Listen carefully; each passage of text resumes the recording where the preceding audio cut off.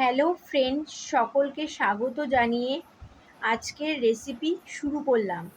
আজকে নিয়ে এসেছি কালো জিরে ও ধনেপাতা বাটা দিয়ে পাঁচমেশালি সবজি।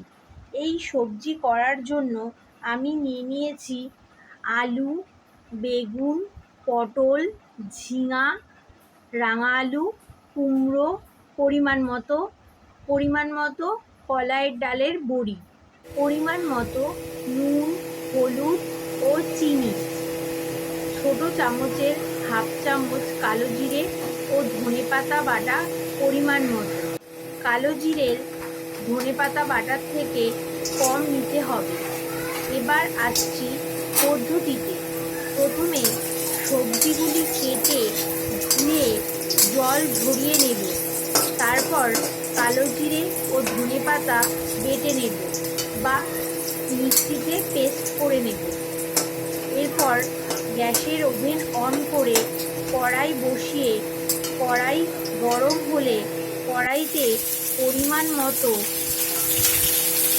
সর্ষের তেল দিয়ে তেল গরম হলে বড়িগুলি লাল লাল করে ভেজে তুলে নেব।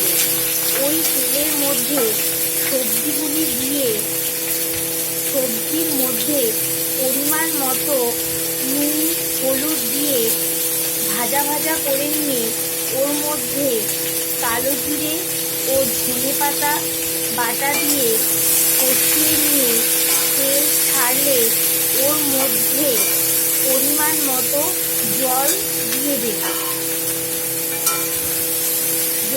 দেব।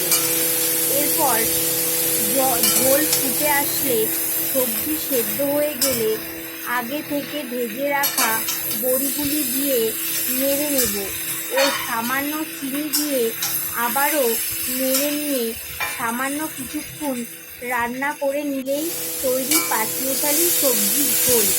এই পাঁচমেশালি সবজির ঝোল খুবই সুস্বাদু ও লোভনীয় একটি স্বাদের রেসিপি। এই রেসিপিটি যদি আপনাদের ভালো লেগে থাকে তাহলে অবশ্যই সাবস্ক্রাইব ও শেয়ার করবেন।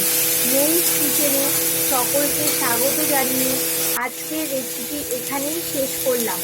রেসিপিটি খুব ঘরোয়া পদ্ধতিতে তৈরি করা এবং আনকমন। এটি প্রায় সকল মানুষেরই খুবই ভালো লাগবে। নমস্কার বন্ধুরা।